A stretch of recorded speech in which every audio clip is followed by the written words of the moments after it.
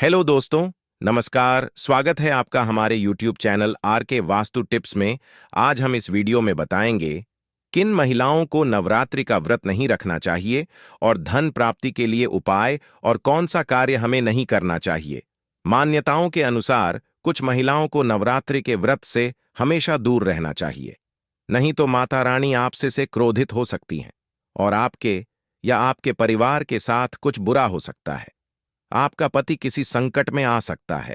इसलिए चाहे कुछ भी हो जाए, परंतु इन महिलाओं को माता रानी का व्रत नहीं रखना चाहिए। इसलिए आपको व्रत करने से पहले यह जान लेना चाहिए कि आप उन महिलाओं में से तो नहीं हैं जिन्हें नवरात्रि का व्रत अर्थात माता रानी का व्रत नहीं रखना चाहिए। तो आइए जानते हैं इन महिलाओं के बारे में जिन्हें माता रानी का व्रत नहीं करना चाहिए। 1. तलाकशुदा महिला। शास्त्रों के अनुसार तलाकशुदा महिला या पुरुष नवरात्रि का व्रत ना रखें, क्योंकि माता रानी टूटे हुए जोड़े को स्वीकार नहीं करती हैं, क्योंकि शादी जीवन भर का बंधन होता है। टूटे हुए जोड़े का व्रत रखना, पूजा पाठ करना शुभ नहीं माना जाता है, बल्कि माता रानी तब प्रसन्न होती हैं जब आप बंधन में हों। खास तौर से पति पत्नी अगर व्रत रखें तो माता रानी सबसे अधिक प्रसन्न होती हैं। इसलिए पति पत्नी दोनों को मिलकर ही पूजा पाठ करनी चाहिए, ना कि अलग अलग पूजा पाठ करनी चाहिए। 2. वैश्या। एक वैश्या महिला को भी नवरात्रि का व्रत नहीं करना चाहिए और ऐसी महिलाओं को कभी करवा चौथ का व्रत भी नहीं रखना चाहिए। शरीर की पवित्रता जब व्यक्ति की खत्म हो जाती है, तब वह मैला ही नहीं बल्कि पापी भी कहलाता है। इसलिए ऐसी महिलाओं की पूजा कभी सफल नहीं हो सकती हैं और ये व्रत ऐसी महिलाएं कभी ना रखें। 3. घातक बीमारी से पीड़ित। अगर आपको कोई घातक बीमारी है तो आप इस व्रत को ना रखें। जैसे कि आपको शुगर की बीमारी है तो भी आप नवरात्रि का व्रत ना रखें। अगर आपको दिल की बीमारी, शरीर में कमजोरी है, चक्कर आने की प्रॉब्लम, बीपी, दर्द आदि की बीमारी है तो आप नवरात्रि का व्रत ना करें, नहीं तो आपके साथ कुछ भी हो सकता है। इसलिए ऐसी महिलाओं को सावधान रहना चाहिए। 4. दिखावा करने वाली महिलाएं। अगर आप किसी भी व्रत को दिखावे के तौर पर अपनाते हैं तो शास्त्रों के अनुसार ऐसे लोग घोर पाप के भागी होते हैं। ऐसा करने से आप देवताओं का मजाक ही नहीं उड़ाते, बल्कि आप पाप के भागीदार भी बनते हैं। माता दुर्गा ऐसे लोगों से कभी प्रसन्न नहीं होती हैं, बल्कि माता ऐसे लोगों को बर्बाद कर देती है। देवता तभी प्रसन्न होते हैं जब आप सच्चे दिल से उन्हें पूजते हैं और शास्त्रों का अनुसरण करें। 5. गाली देने वाले लोग। अगर आपको बार बार गाली देने की आदत है तो आप जितना जल्दी हो सके अपनी इस आदत को छोड़ दें। अगर माता रानी को प्रसन्न करना है और व्रत पूजा पाठ करना है तो जुबान से मीठे बोल ही बोलें। अधिक और ज्यादा कड़वे बोल बोलने से माता सरस्वती का अपमान होता है और आप भी पाप के भागीदार बनते हैं। इसलिए अगर आप चाहते हैं कि माता रानी आपके घर में अपना स्थान बना लें तो माता रानी की श्रद्धा भाव से पूजा करें और निश्चल भावना से माता रानी का व्रत रखें। वैसे तो नवरात्र साल में 4 बार आते हैं, लेकिन व्रत सिर्फ चैत्र नवरात्र और शारदीय नवरात्र को रखे जाते हैं। व्रत करने से तन, मन और आत्मा की शुद्धि होती है और व्यक्ति का आध्यात्म की ओर झुकाव बढ़ जाता है।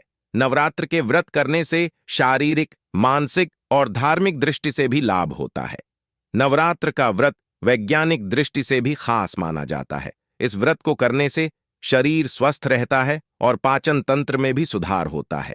वैसे तो नवरात्र में पूरे 9 दिन व्रत रखना बेहद शुभ माना जाता है, मगर कुछ लोग अपनी क्षमता के अनुसार भी जोड़े से भी व्रत रखते हैं, यानी पहला नवरात्र और आखिरी नवरात्र यानी अष्टमी का व्रत।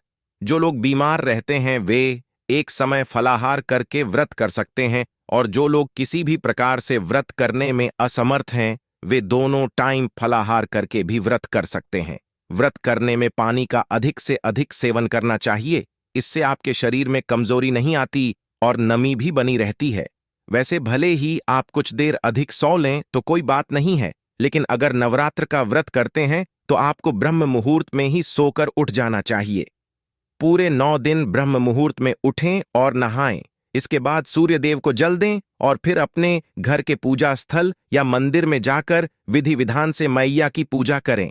नवरात्र में व्रत करने वालों को अपने खान पान को लेकर बेहद सावधानी रखनी चाहिए। अक्सर देखने में आता है कि कुछ लोग नवरात्र के दिनों में बाजार में व्रत का खाना खा लेते हैं। ऐसा करना सही नहीं है। अगर आप व्रत करते हैं तो आपको अपने घर में ही खाना चाहिए। व्रत करने वालों को घर में बनी साफ सुथरी चीजें खानी चाहिए। नवरात्र के दिनों में जो लोग व्रत नहीं भी करते हैं, उन्हें भी नवरात्र के दिन में प्याज लहसुन का सेवन नहीं करना चाहिए। व्रत के दौरान कुछ जरूरत से ज्यादा आलू और तली भुनी चीजें अधिक खा लेते हैं। ऐसा करना सही नहीं है। व्रत के दौरान आलू का सेवन करने से मोटापा बढ़ सकता है और आपके शरीर में आलस्य बढ़ सकता है। इसके अलावा अधिक तली भुनी चीजें खाने से पेट में दर्द, गैस और ब्लोटिंग की समस्या हो सकती है। व्रत के दौरान कुछ चीजों को करना निषेध माना जाता है। व्रती व्यक्ति को कुछ कार्य करने से परहेज करने चाहिए। आपको नाखून नहीं काटने चाहिए। किसी से ऊंचे आवाज में बात नहीं करनी चाहिए। झूठ न बोलें और किसी का दिल न दुखाएं। व्रत के दौरान नहाने के साबुन का प्रयोग न करें। ऐसा माना जाता है कि नहाने के साबुन में केमिकल होते हैं और नहाते समय वह मुंह में जा सकते हैं। बेहतर होगा कि आप नहाने के पानी में थोड़ा सा सेंधा नमक मिला लें या फिर नीम और गुलाब जल मिलाकर भी स्नान कर सकते हैं। इसी प्रकार ब्रश करने के स्थान पर आपको 9 दिन दातून का प्रयोग करना चाहिए और गर्म पानी से कुल्ला करना चाहिए। अब हम जानेंगे इस वीडियो में धन प्राप्ति के लिए उपाय। ज्योतिष शास्त्र के अनुसार नवरात्रि में पान के पत्तों से जुड़े उपाय करने से घर में सुख समृद्धि आती है और मां दुर्गा का आशीर्वाद भी बना रहता है। आइए जानते हैं किस मनोकामना के लिए कैसे और कब करना है उपाय। विशेष मनोकामना के लिए नवरात्रि में करें ये उपाय धन प्राप्ति के लिए। अगर आपको धन प्राप्ति की इच्छा है तो नवरात्रि में प्रतिदिन पान के पत्ते पर गुलाब की कुछ पंखुड़ियां रखें और इसे मां दुर्गा को समर्पित कर दें। माना जाता है कि ऐसा करने से जल्द ही धन संबंधित परेशानियां दूर होती हैं और धन प्राप्ति के रास्ते खुलने लगते हैं। संतान प्राप्ति की इच्छा के लिए संतान प्राप्ति की कामना रखने वाले दंपति नवरात्रि में 9 पान के पत्ते मां को अर्पित करें। इसके अलावा 9 संतानवती सुहागिन महिलाओं को सुहाग का सामान भेंट करें। ऐसा करने से संतान प्राप्ति की इच्छा पूरी होती है। कार्य क्षेत्र में सफलता के लिए कार्य क्षेत्र में सफलता पाने के लिए नवरात्रि में पान का पत्ते के दोनों तरफ सरसों का तेल लगाएं और फिर इसे मां दुर्गा को अर्पित कर दें। इसके बाद इस पत्ते को अपने सिरहाने रखकर सोएं और फिर अगले दिन सुबह उठकर इसे किसी दुर्गा मंदिर में रख दें। इस उपाय से व्यक्ति के कार्य क्षेत्र में आ रही सभी अड़चनें दूर होती हैं और तरक्की मिलती है। अधूरी मनोकामना पूरी करने के लिए अगर लंबे समय से आपकी कोई मनोकामना अधूरी है तो नवरात्रि में पान के पत्ते पर 2 साबुत लौंग रखें और फिर इसे बहते जल में प्रवाहित कर दें। ऐसा करने से आपकी लंबे समय से अधूरी मनोकामना पूरी होती है। अगर आपको ऐसा लगता है कि आपके घर में हर सुख सुविधा है लेकिन आपके दाम्पत्य जीवन में प्रेम और सौहार्द नहीं है, तो यह नवरात्रि में यह उपाय करने से आपको प्रेम की प्राप्ति हो सकती है। नवरात्रि में अष्टमी के दिन मां दुर्गा के किसी मंदिर में 3 लौंग लाल कपड़े में बांधकर किसी मंदिर में दान कर दें। आपके जीवन में प्रेम बढ़ेगा। इसके साथ ही मां महागौरी को गुलाब की पंखुड़ियों के साथ लौंग का एक जोड़ा चढ़ाएं।